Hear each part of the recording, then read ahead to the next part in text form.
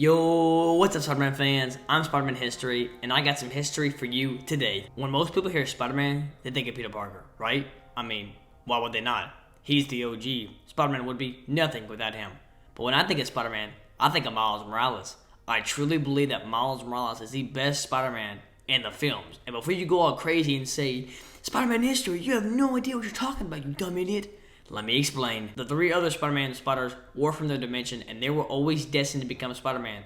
On the other hand, Miles the Spider was not from his dimension, and he was not destined to become Spider-Man, but instead the Prowler, making him the first Spider-Man anomaly. Compared to Spider-Man 1's Peter, where he just got bit at Columbia University, or the Amazing Spider-Man 1's Peter, where he just got bit at Oscorp Tower, Miles' spider bite was more memorable and valuable. That's because he spent his last normal moments with Uncle Aaron, spray painting in old subway tunnels. If Uncle Aaron never brought Miles down there, Miles would have became the villain he was, the Prowler, and not Spider-Man. So, that's pretty ironic. We all know about the death of Uncle Ben in Spider-Man 1 and the Amazing Spider-Man 1, but in my opinion, Uncle Aaron's death is far much worse. Compared to the other Peters where he walked up and found out that it was Uncle Ben that was shot, Miles watches Uncle Aaron get shot in front of his face. Both Peters had a vengeance in their heart, unlike Miles. Miles just wanted Kingpin to pay by going to jail and blowing up his collider, not by actually hurting him. Speaking of the collider, Miles finished the hardest task any Spider-Man has been given. No Way Home's final fight is the closest task that comes close to this. I mean, Miles had to make sure all of his friends got home,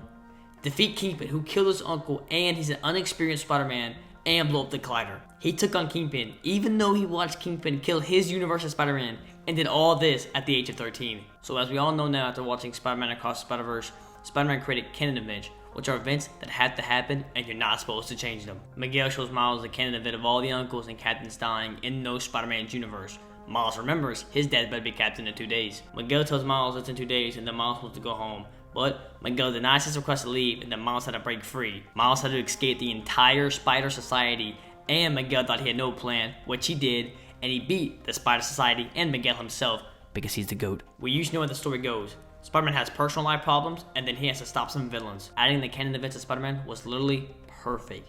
But then making Miles choose between saving one person or saving every world was icing on a cake. Spider-Man aren't supposed to see this because they could try to stop it like Miles. It's just supposed to happen, it's destiny. But Miles obviously isn't just gonna let his father die. I mean, who would? That's a very, very tough choice to make. I truly believe once Miles teams up with his old buddies, they will save his dad and stop someone who used to be a villain of the week called the Spot. When Miles beat the Spot at the beginning of the movie, I thought he was done. I just thought he was some cringy villain of the week that was just there for laughs and giggles. I could not have been more wrong. Just by a glimpse at the end of the movie, we had now seen the most powerful villain that Spider-Man has ever faced in the films. Miles already saved the multiverse, beat Kingpin, had a run away from Miguel and all the Spider people in the Spider Society, and now he has to fight the most powerful villain any Spider-Man has fought.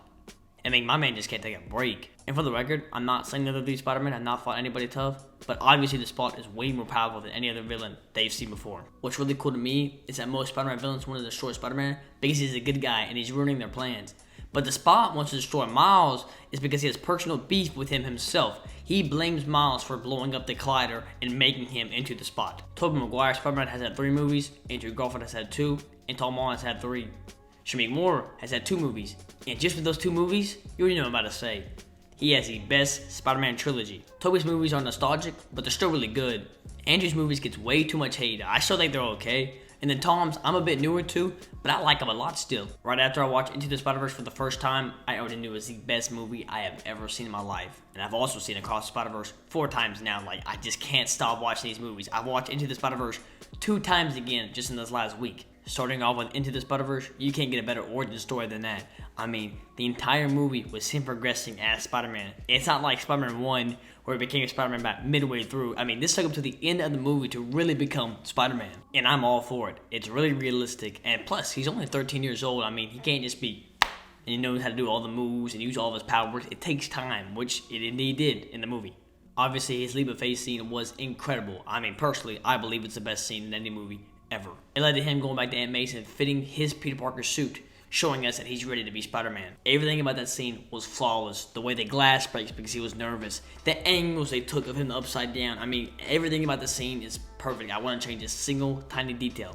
The soundtrack was incredible. Plus, it had my favorite artist on there, Juice WRLD, and he had a song called Hide on the album. One of my favorite scenes from the movie actually plays that song. It's when the Spider people don't believe that he can save the multiverse, so he turns visible and goes up the elevator. If you're one of those people that's like, it's an animated movie, it's made for kids, it's not live action, it has to be live action or it's not an adult movie, then you're greatly mistaken. I mean, this was made to be like a comic book, and it really felt like it. They used all kind of different animations and graphics I've never seen before. Different colors, textures, everything. It was perfection. And if you think Into the Spider-Verse is perfection, then you're right and wrong. Across the Spider-Verse is just as good, and it's a bit better in my opinion. Everything was brilliant to start to finish. Gwen almost getting arrested by her dad, Miles' relationship problems with his parents, Miles escaping an entire Spider Society, including Miguel, and then Miles getting trapped in Earth 42. The plot and story, characters, and soundtrack are amazing. And then animations and graphics were out of this world. I don't want you to think I'm going off topic because I'm not. Miles having the best movies just makes him more of the best Spider-Man, in my opinion. Obviously, Tobey and Andrew had some pretty cool OG suits, and Tom had some really techy suits I liked a lot. But Miles' first suit from Into the Spider-Verse has more meaning to it. First off, it's spray painted, which he loved doing. And then second, it's his Universal Spider-Man suit, which he got at Aunt May's house. The colors are fire. You would think spray painting on a suit would look terrible, but it looks spectacular. And coming from the best scene in any movie history, when he wears the shorts, the shoes, the hoodie, the jacket with the hood on, with the suit, it looks crazy cool. I can't explain it. It's one of my favorite looking suits of all time. I've seen a lot of people on TikTok actually like the Into the Spider-Verse suit compared to the new one in Across Spider-Verse. Personally, I like the Across Spider-Verse one better. I'm glad the suit's all black. I didn't mind the red shoulder, but I'm glad it's gone. The logo looks upgraded. There's a really cool blue digital effect over them, really unique and interesting. And I actually really like the red lines, which Hobie and Peter B. Parker called bleeding from the armpits. Here's a subject that you cannot debate. Miles' powers. Tobey nor Andrew has anything close to him.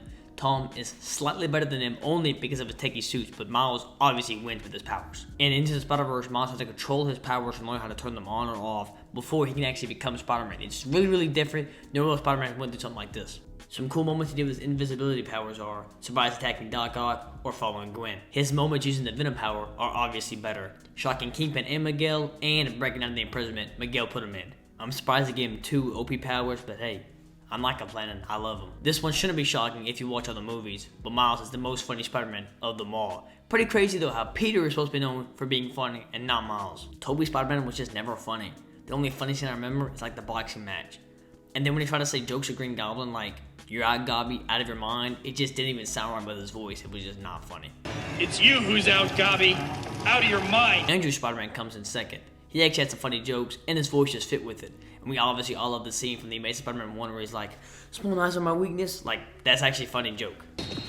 Just let me go. Is that a knife? Is that a real knife? Yes, it's a real knife. My weakness, it's small knives. Just let me go. Anything but knives! Tom Spider-Man's not that funny to me either. He's just really immature, which makes him funny. Like, he just does stupid things. He'll try to say stuff and be funny, but it's not funny. The only thing that makes it funny is his voice. What happened to your voice? What do you mean, what happened to my voice? I heard you by the bridge. I know what a girl sound like. I'm not a girl, I'm a boy. I mean, I'm a man. When Miles was first introduced in Across Spider-Verse, his scenes were hilarious. The baby powder, the mustache, every scene with his dad, he made jokes, he changed his voice. It was all unique and perfect. Maybe get off the kid's ass. I'm sorry, what? What? I don't know. I know what a lot of people are gonna say. Oh, it's a kid's movie. It's animated. It has to be funny. That's not an excuse. Spider-Man is supposed to be funny, no matter if it's live action or animated. And just like I said before, some Spider-Man from live action are funny, but most of the time though, they are pretty serious, which I do not like personally. When Miles talks to his dad as Spider-Man, he changes his voice so his dad doesn't recognize his voice. That's more realistic than what they do in the live action movies. They just straight up talk to everyone they know in their normal voice, and apparently no one recognizes their voice. Not only is it realistic, but it's hilarious. The most funny scenes from the movie come from him just using that voice. Like, the scenes would still be funny if he didn't use the voice, but him using the voice makes him 30 times better. Last but not least, his age. 13 in Into the Spider-Verse and 15 in Across Spider-Verse, and he's done way more brazy things than any of the Spider-Man's done in their films. At the age of 13, he had to save the multiverse and beat the dude who killed his universe as Spider-Man, and then at the age of 15, he had to escape an entire Spider Society and now has to fight the most dangerous villain any Spider-Man has fought in the films. Thank you all for watching, and as always, anyone can wear the mask.